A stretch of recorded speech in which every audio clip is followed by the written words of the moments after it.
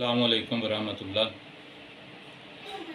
ਜਦੋਂ ਕਫੀਲ ਦੀ ਬੀਵੀ ਨੇ ਨੌਜਵਾਨ ਤੇ ਇਲਜ਼ਾਮ ਲਾ ਦਿੱਤਾ ਵੀ ਇਹਨੇ ਮੈਨੂੰ ਛੇੜਿਆ ਤੇ ਪੁਲਿਸ ਜਿਹੜੀ ਏ ਉਹ ਨੌਜਵਾਨ ਨੂੰ ਪਕੜ ਕੇ ਲੈ ਗਈ। ਬੜੀ ਦਰਦਨਾਕ ਕਹਾਣੀ ਏ। ਮੈਂ ਤੁਹਾਨੂੰ ਸ਼ੁਰੂ ਤੋਂ ਸੁਣਾਣਾ, ਤੁਹਾਡੇ ਇਨਸ਼ਾਅੱਲਾ ਦਿਲ ਤੇ ਲੱਗੇ ਦੀ ਤੇ ਰੌਂਗਟੇ ਵੀ ਖੜੇ ਹੋ ਜਾਂਦੇ ਵੀ ਇੰਜ ਵੀ ਹੋ ਜਾਂਦਾ। ਇੱਕ ਨੌਜਵਾਨ ਸੀ ਤੇ ਉਹਨੇ ਇਹ ਮਸ਼ਵਰਾ ਕੀਤਾ ਵੀ मैं जड़ा ना शादी करवा लवां। तो उन्हें शादी करवा ली। 5-6 साल उनकी शादी चलती रही। कोई अनबन आ गई, तलाक हो गई, बच्चा कोई नहीं सीगा। जो कला रह गया तो उनका दिल नहीं सी लगता। वो अपनी बीवी नाल बहुत प्यार करता सी ते बीवी ने जबरदस्ती उनके कोलों तलाक लई सी। परेशान रहिंदा सी। सुबह शाम जड़ा उनका दिल नहीं सी लगता किसी काम दे विच। ते उन्हें दिल दे विच सोचा भी मैं विजिट वीज़ा बनवा लवां ते सऊदी अरब चला जां ते मक्का ते मुज़मा दे विच जाके ते मस्जिदां दे विच नमाज़ां पढ़ां ते जाके अल्लाह अगे दुआवां करां, शायद अल्लाह ताला मेरे हाल ते कोई मेहरबानी कर देन। उन्हें वीज़ा लिया, मक्का मुकरमा चला गया। बैतुल्ला दे विच जाके बड़ियां लम्मियां लम्मियां नमाज़ां पढ़े करे ते अल्लाह अगे बड़ी दर्दनाक आवाज़ दे विच आहुजारी करे। उत्थे एक आदमी जिहड़ा नमाज पढ़न आंदा हुंदा सी ते ओह जदों उहनूं वेंहदा सी भी इह आदमी जिहड़ा बड़ियां लम्मियां दुआवां करदा है ते बड़ियां नमाज़ां पढ़दा है। वो जिहड़ा सऊदी सी उनका दिल उस आदमी ते आ गया ते आदमी नाल जिहड़ा ना उन्हें मुलाकात कीती ते उन्होंने कहा भी ऐ जवान, अगर तू चाहें तो मैं तेनों अपने कोल मुलाजम रख लवां ते तू वापस ना जा। वो इस गल ते एग्री हो गया। उन्हें कहा भी मैं तेरे कोल मुलाजम रह पवांगा, लेकिन मैं एक दफ़ा वापस जावांगा। अपना वीज़ा वूज़ा जिहड़ा है ते अपना टिकट ते अपना समान पासपोर्ट वगैरह जिहड़ा उन्होंने कंप्लीट करके ते मैं दोबारा आवांगा। सऊदी ने कहा भी ठीक है, तुसी चले जाओ अपने घर ते अपनी तैयारी करके दे दोबारा फिर आ जाना। वो नौजवान जिहड़ा अपने घर आया तो अपनी तैयारी मुकम्मल करके ते दोबारा फिर वो चला गया। सऊदी ने उन्होंने रिसीव किया। वो जिहड़ा सऊदी सी एक बड़ा वड्डा कारोबारी सी। वो मवैशियां का काम करता सी। कोई मवैशी वो फरोख्त करता सी, कोई खरीददा सी। इस तरह जिन्हों असीं तजारत कहने आ, वो उनका कारोबार सी। ते उन्हें कहा भी तेरी महीने दे विच जिहड़ा ना ए तेरा काम है ते इन्नी तैनूं तनख्वाह मिलेगी।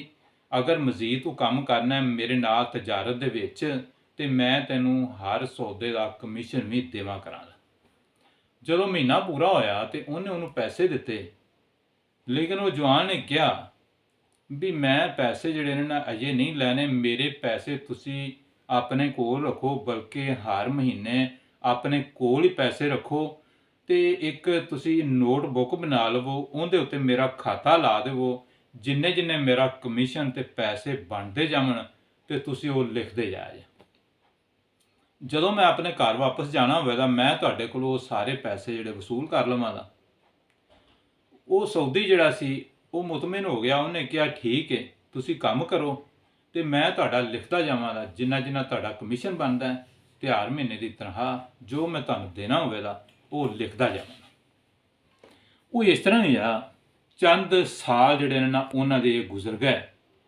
जदों वो नौजवान जिहड़ा सी उन्हें वापस आउणा सी ते उन्हें कुछ देर पहलों सऊदी नूं कहा भी वो जिहड़ा सारे पैसे ने मेरे जिहड़े तुसी नोटबुक ते लिखे ने उन्हां दा हिसाब कर लवो ते मैनूं वो वापस हटा देवो। सऊदी ने कहा भी ठीक है, मैं उनका हिसाब करना तो उस तो बाद तेनों मैं दसना तो सारे पैसे तेनों दे देवांगा, तुसी चले जाना। जदों उस कफील ने हिसाब किया तो हिसाब जो कर दिता तो इन्ने पैसे बन गए भी जिहड़ा ना उनका देन ते दिल ना किया भी इन्नी वड्डी रकम ते कसीर रकम जिहड़ी वो बन गई। वो आ टाले मटोले करन लग पिया। जदों वो नौजवान पुछे पैसे तो कफील उन्होंने जिहड़ा ना कोई बहाना ला देवे ਅੱਛਾ ਦੇਨੇ ਤੈਨੂੰ, ਜਾਂ ਥੋੜ੍ਹੀ ਦੇਰ ਠਹਿਰ ਜਾ, ਜਾਂ ਅਗਲੇ ਮਹੀਨੇ ਜਾਂ ਉਸ ਤੋਂ ਅਗਲੇ ਮਹੀਨੇ ਦੇਵਾਂਗੇ ਤੈਨੂੰ, ਜਾਂ ਮੇਰੇ ਜੇ ਪੈਸੇ ਆਏ ਨਹੀਂ, ਜਾਂ ਬੈਂਕ ਦੇ ਵਿੱਚ ਪੈਸੇ ਜੇ ਮੌਜੂਦ ਨਹੀਂ ਹੈਗੇ। ਉਹਦੇ ਨਾਲ ਨਾ ਬਹਾਨਿਆਂ ਨਾਲ ਵਕਤ ਗੁਜ਼ਾਰਨ ਲੱਗ ਪਿਆ। ਉਸ ਤੋਂ ਬਾਅਦ ਉਹ ਸੋਚਦਾ ਰਿਹਾ ਵੀ ਇਹਦੇ ਨਾਲ ਕੋਈ ਐਸਾ ਤਰੀਕਾ ਕਰਨਾ ਚਾਹੀਦਾ ਜਿਹਦੇ ਨਾਲ ਨਾ ਮੈਨੂੰ ਇਹ ਪੈਸੇ ਨਾ ਦੇਣੇ ਪੈਣ। ਉਹ ਜਿਹੜਾ ਨੌਜਵਾਨ ਸੀ ਉਹ ਕਫੀਲ ਦੇ ਘਰ ਤੋਂ ਕੁਛ ਦੂਰ ਰਹਿੰਦਾ ਸੀ, ਤੇ ਉੱਥੇ ਉਹਨੇ ਮਕਾਨ ਕਿਰਾਏ ਤੇ ਲਿਆ ਸੀ। ਤੇ ਕਫੀਲ ਉਹਨੂੰ ਕਹਿੰਦਾ ਵੀ ਤੂੰ ਉਹ ਜਿਹੜਾ ਮਕਾਨ ਹੈ ਨਾ ਦੂਰ, ਉਹ ਛੱਡ ਕੇ ਤੇ ਮੇਰੇ ਘਰ ਦੇ ਸਾਹਮਣੇ ਮਕਾਨ ਖਾਲੀ ਹੈ, ਇੱਥੇ ਆ ਜਾ। ਉਹਨੇ ਕਿਹਾ ਜਨਾਬ ਮੈਂ ਉੱਥੇ ਆ ਜਾਣਾ ਜਿੱਥੇ ਤੁਸੀਂ ਕਹਿੰਦੇ ਜੇ। ਉਹ ਆਪਣਾ ਉਹ ਦੂਰ ਵਾਲਾ ਘਰ ਛੱਡ ਕੇ ਤੇ ਉਹ ਕਫੀਲ ਦੇ ਸਾਹਮਣੇ ਜਿਹੜਾ ਮਕਾਨ ਸੀ ਨਾ ਉਹਦੇ ਵਿੱਚ ਆ ਗਿਆ। ਜਿਹੜੇ ਕੋ ਘਰ ਦੇ ਕੰਮਕਾਰ ਸੀ ਛੋਟੇ ਮੋਟੇ, ਉਹ ਵੀ ਉਹ ਨੌਜਵਾਨ ਕਰਦਾ ਹੁੰਦਾ ਸੀ। ਇੱਕ ਦਿਨ ਕਫੀਲ ਦੀ ਬੀਵੀ ਜਿਹੜੀ ਹੈ ਉਹ ਨੌਜਵਾਨ ਦੇ ਕੋਲ ਗਈ, ਉਹਨੂੰ ਬੁਲਾਇਆ ਤੇ ਉਹਨੂੰ ਕਿਹਾ ਵੀ ਆਪਣੇ ਘਰ ਮਹਿਮਾਨ ਆਉਣੇ ਨੇ, ਤੁਸੀਂ ਬਾਜ਼ਾਰ ਜਾਓ, ਸਬਜ਼ੀ ਲੈ ਆਓ, ਤੇ ਇਹ ਜ਼ਰੂਰੀ ਸਮਾਨ ਹੈ ਨਾ ਜਿਹੜੇ ਇਹ ਵੀ ਬਾਜ਼ਾਰੋਂ ਲੈ ਕੇ ਤੇ ਮੈਨੂੰ ਦੇ ਦਿਓ। ਜਿਹੜਾ ਕਫੀਲ ਸੀ ਉਹਨੇ ਇਹ ਸਾਰਾ ਪ੍ਰੋਪੇਗੈਂਡਾ ਪਹਿਲੋਂ ਹੀ ਕੀਤਾ ਸੀ, ਪਲਾਨਿੰਗ ਪਹਿਲੋਂ ਹੀ ਬਣਾਈ ਸੀ, ਜਿਹੜੀ ਉਹਦੇ ਮੁਤਾਬਕ ਜਿਹੜਾ ਨਾ ਉਹਨੇ ਕਰਨੀ ਸੀ। ਜਦੋਂ ਉਹ ਕਫੀਲ ਜਿਹੜਾ ਉਹ ਗਿਆ ਸੀ ਤੇ ਉਹ ਨੌਜਵਾਨ ਜਿਹੜਾ ਨਾ ਉਹ ਬਾਜ਼ਾਰ ਗਿਆ ਤੇ ਸਬਜ਼ੀ ਖਰੀਦੀ ਉਹਨੇ, ਤੇ ਨਾਲ ਕੋਈ ਜ਼ਰੂਰੀ ਜਿਹੜਾ ਸਮਾਨ ਸੀ ਉਹ ਵੀ ਲੈ ਲਿਆ। ਤੇ ਉਸ ਤੋਂ ਬਾਅਦ ਘਰ ਆਇਆ ਤੇ ਕਫੀਲ ਦੇ ਘਰ ਗੁਜ਼ਰ ਕੇ ਤੇ ਕਿਚਨ ਦੇ ਵਿੱਚ ਗਿਆ ਤੇ ਉਹਦੀ ਬੀਵੀ ਉੱਥੇ ਮੌਜੂਦ ਸੀ। ਉਹਨੂੰ ਆਪਣੇ ਉਹ ਸ਼ੋਪਰ ਫੜਾਏ ਨੇ ਸਮਾਨ ਵਾਲੇ, ਤੇ ਉਸ ਤੋਂ ਬਾਅਦ ਜਿਹੜਾ ਨਾ ਉਹ ਵਾਪਸ ਆ ਗਿਆ ਆਪਣੇ ਘਰ ਦੇ ਵਿੱਚ। ਜਦੋਂ ਆਪਣੇ ਘਰ ਦੇ ਵਿੱਚ ਆਣ ਕੇ ਉਹ ਬੈਠਾ ਹੈ ਤੇ ਉਸ ਤੋਂ ਬਾਅਦ ਉਹਦਾ ਦਰਵਾਜ਼ਾ ਜਿਹੜਾ ਹੈ ਯਕਦਮ ਖੜਕਣਾ ਸ਼ੁਰੂ ਹੋ ਗਿਆ ਹੈ। ਤੇ ਉਸ ਤੋਂ ਬਾਅਦ ਖੜਕਦਾ ਆਪੇ ਹੀ ਦਰਵਾਜ਼ਾ ਉਹਨਾਂ ਖੋਲ੍ਹ ਲਿਆ, ਤੋੜ ਫੋੜ ਕੀਤੀ ਹੈ, ਤੇ ਕਾਫੀ ਲੋਕ ਜਿਹੜੇ ਨੇ ਨਾ ਉਹ ਨੌਜਵਾਨ ਦੇ ਘਰ ਅੰਦਰ ਦਾਖਲ ਹੋ ਗਏ ਨੇ। ਉਹਨਾਂ ਦੇ ਨਾਲ ਪੁਲਿਸ ਵੀ ਮੌਜੂਦ ਸੀ। ਪੁਲਿਸ ਨੇ ਕੋਈ ਗੱਲ ਪੁੱਛੀ ਨਹੀਂ, ਨੌਜਵਾਨ ਨੂੰ ਪਕੜ ਲਿਆ ਤੇ ਪਕੜ ਕੇ ਤੇ ਜੇਲ੍ਹ ਦੇ ਵਿੱਚ ਲੈ ਗਏ। ਨੌਜਵਾਨ ਨੇ ਕਿਹਾ ਵੀ ਮੇਰਾ ਗੁਨਾਹ ਦੱਸੋ, ਮੈਨੂੰ ਕੱਲ੍ਹ ਲਈ ਫੜ ਕੇ ਲਿਆਏ ਜੇ।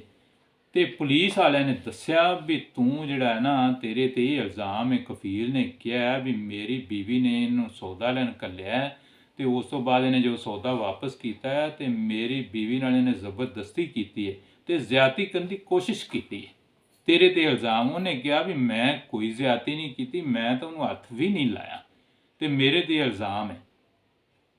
ਲੇਕਿਨ ਕੋਈ ਗੱਲ ਜਿਹੜਾ ਨਾ ਉਹਦੀ ਮੰਨਣ ਤੇ ਤਿਆਰ ਹੀ ਨਹੀਂ ਸੀ। ਕਫੀਲ ਗੋਗੀ ਉੱਥੇ ਰਹਿੰਦਾ ਸੀ, ਉਹਦੀ ਪਾਸਦਾਰੀ ਜ਼ਿਆਦਾ ਸੀ, ਸਾਰੇ ਰਿਸ਼ਤੇਦਾਰ ਆਂਢੀ ਗੁਆਂਢੀ ਉਹਦੇ ਨਾਲ ਸੀ। ਇਹ ਨੌਜਵਾਨ ਤਨਹਾ ਇਕੱਲਾ ਸੀ, ਇਹਦੇ ਨਾਲ ਇਹਦੀ ਸਾਈਡ ਦੀ ਕੋਈ ਵੀ ਗੱਲ ਨਹੀਂ ਸੀ ਕਰਦਾ। ਇੱਕ ਹਫ਼ਤਾ ਉਹ ਜੇਲ੍ਹ ਦੇ ਵਿੱਚ ਰਿਹਾ। ਹਫ਼ਤੇ ਤੋਂ ਬਾਅਦ ਉਹਦਾ ਫੈਸਲਾ ਹੋਣਾ ਸੀ, ਤੇ ਉਸ ਹਫ਼ਤੇ ਦੇ ਵਿੱਚ ਇੱਕ ਹੋਰ ਆਦਮੀ ਸੀ ਜਿਹੜਾ ਉੱਥੇ ਨਾਲ ਹੀ ਕੈਦ ਸੀ। ਤੇ ਜਦੋਂ ਉਹਨੇ ਵੇਖਿਆ ਵੀ ਇਹ ਇੱਥੇ ਕੈਦਖਾਨੇ ਦੇ ਵਿੱਚ ਵੀ ਨਮਾਜ਼ਾਂ ਵੀ ਪੜ੍ਹਦਾ ਤੇ ਲੰਮੀਆਂ ਦੁਆਵਾਂ ਵੀ ਕਰਦਾ ਹੈ, ਉਹ ਉਸ ਤੋਂ ਬੜਾ ਮੁਤਾਸਰ ਹੋਇਆ। ਜਿਹੜਾ ਉਹ ਦੂਸਰਾ ਕੈਦੀ ਸੀ ਉਹਨੇ ਉਹਨੂੰ ਪੁੱਛਿਆ ਵੀ ਇੱਥੇ ਕਿਉਂ ਆਇਆ। ਉਹਨੇ ਕਿਹਾ ਜੀ ਮੈਂ ਤਾਂ ਕੁਛ ਨਹੀਂ ਕੀਤਾ। ਉਹਨੇ ਕਿਹਾ ਜੇ ਤੂੰ ਕੁਛ ਕੀਤਾ ਨਹੀਂ ਤਾਂ ਫਿਰ ਜੇਲ੍ਹ 'ਚ ਕਿਉਂ ਆਇਆ। ਉਹਨੇ ਉਹਨੂੰ ਸਾਰੀ ਗੱਲ ਸੁਣਾਈ ਵੀ ਮੇਰੇ ਤੇ ਇੱਕ ਇਲਜ਼ਾਮ ਜਿਹੜਾ ਆ ਗਿਆ, ਉਹਦੀ ਵਜ੍ਹਾ ਨਾਲ ਮੈਨੂੰ ਪੁਲਿਸ ਫੜ ਕੇ ਲੈ ਆਈ ਹੈ, ਤੇ ਇਸ ਵਾਸਤੇ ਮੈਂ ਇੱਥੇ ਅੰਦਰ ਹਾਂ, ਤੇ ਹਫ਼ਤੇ ਬਾਅਦ ਮੇਰਾ ਹੁਣ ਫੈਸਲਾ ਹੋਣਾ ਤੇ ਮੈਨੂੰ ਲੱਗਦਾ ਨਹੀਂ ਰੱਬ ਵੀ ਮੈਂ ਬਚਾਂ। ਉਹ ਜਿਹੜਾ ਕੈਦੀ ਸੀ ਜਿਹਨੇ ਉਹਨੂੰ ਵੇਖਿਆ ਸੀ, ਉਹਨੇ ਨਾ ਉਹਦੇ ਕੰਨ ਦੇ ਵਿੱਚ ਕੋਈ ਗੱਲ ਕੀਤੀ, ਤੇ ਉਹ ਸੁਣ ਕੇ ਨਾ ਗੱਲ ਤੇ ਕਹਿਣ ਲੱਗ ਪਿਆ ਨਾ ਮੈਂ ਨਹੀਂ ਇਹ ਕਰਨਾ, ਮੈਂ ਨਹੀਂ ਕਰ ਸਕਦਾ। ਉਹਨੇ ਕਿਹਾ ਵੀ ਅਗਰ ਤੂੰ ਇਹ ਕੀਤਾ ਨਾ ਤੇ ਤੂੰ ਬਚ ਨਹੀਂ ਸਕਦਾ।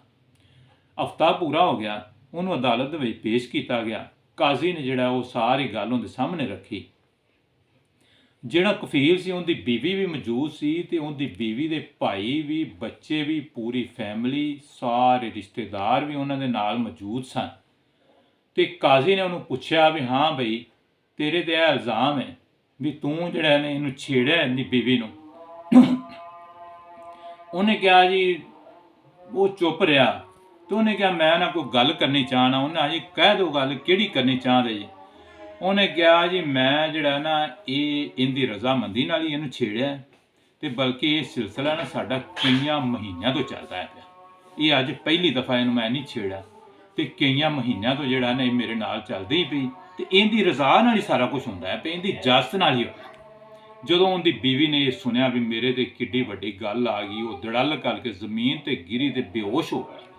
ਜਦੋਂ ਉਹਨੂੰ ਹੋਸ਼ ਆਇਆ ਤਾਂ ਉਹਨੇ ਕਿਹਾ ਵੀ ਇਹਨੇ ਕੁਛ ਨਹੀਂ ਕੀਤਾ, ਇਹਨੇ ਮੈਨੂੰ ਵੀ ਨਹੀਂ ਛੇੜਿਆ, ਇਹ ਸਾਰਾ ਮੈਂ ਤੇ ਇਲਜ਼ਾਮ ਲਾਇਆ ਸੀ, ਇਹ ਸਾਰਾ ਜਿਹੜਾ ਮੇਰੇ ਸ਼ੌਹਰ ਨੇ ਮੈਨੂੰ ਸਿਖਾਇਆ ਸੀ, ਤੇ ਇਹਨੇ ਇਹ ਗੱਲ ਕਹੀ ਸੀ ਵੀ ਜਿਹੜਾ ਨਾ ਤੂੰ ਇਹਦੇ ਤੇ ਇਲਜ਼ਾਮ ਲਾ ਦੇ, ਲਿਹਾਜ਼ਾ ਮੈਂ ਜਿਹੜਾ ਨਾ ਇਹਨੇ ਮੇਰੇ ਨਾਲ ਕੋਈ ਗੱਲ ਨਹੀਂ ਕੀਤੀ, ਤੇ ਮੈਂ ਜਿਹੜਾ ਇਲਜ਼ਾਮ ਇਹ ਮੇਰੇ ਤੇ ਲਾਉਂਦਾ ਹੈ ਨਾ ਪਿਆ, ਤੇ ਮੈਂ ਪੂਰੀ ਜ਼ਿੰਦਗੀ ਇਹਦਾ ਬੋਝ ਨਹੀਂ ਉਠਾ ਸਕਦੀ, ਤੇ ਮੈਂ ਇਹਨੂੰ ਨਹੀਂ ਬਰਦਾਸ਼ਤ ਕਰ ਸਕਦੀ।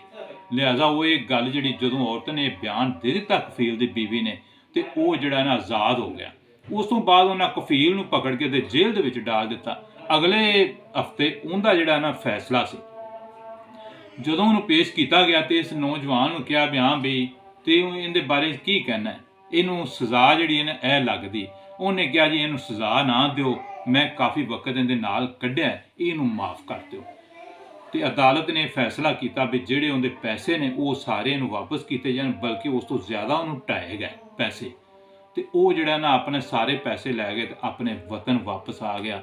ਗੱਲ ਕਰਨ ਦਾ ਮਕਸਦ ਇਹ ਆ ਵੀ ਇਹ ਜਿਹੜੇ ਕਫੀਲ ਨੇ ਨਾ, ਜਦੋਂ ਬੈਰੂਨ ਮੁਲਕ ਤੁਸੀਂ ਚਲੇ ਜਾਂਦੇ ਜੇ ਤੇ ਕਫੀਲ ਜਿਹੜੇ ਨੇ ਉਹਨਾਂ ਤੇ ਇੰਨਾ ਵੀ ਅੰਨਾ ਇਤਮਾਦ ਨਹੀਂ ਕਰਨਾ, ਤੇ ਨਾ ਕਿਸੇ ਭੈਣ ਭਾਈ ਤੇ ਕਰਨਾ ਵੀ ਸਾਰੇ ਪੈਸੇ ਉਹਨੂੰ ਫੜਾ ਦੇਣਾ ਵੀ ਜਦੋਂ ਮੈਨੂੰ ਜ਼ਰੂਰਤ ਹੋਵੇ ਦੀ ਤੇ ਮੈਂ ਲੈ ਲਵਾਂ ਦਾ। ਤੇ ਆਪਣੇ ਪੈਸੇ ਆਪਣੇ ਕੋਲ ਰੱਖਿਆ ਕਰੋ, ਕਿਸੇ ਦੇ ਕੋਲ ਜਿਹੜਾ ਏਡੀ ਵੱਡੀ ਰਕਮ ਨਾ ਰੱਖਿਆ ਕਰੋ। अस्सलाम वालेकुम।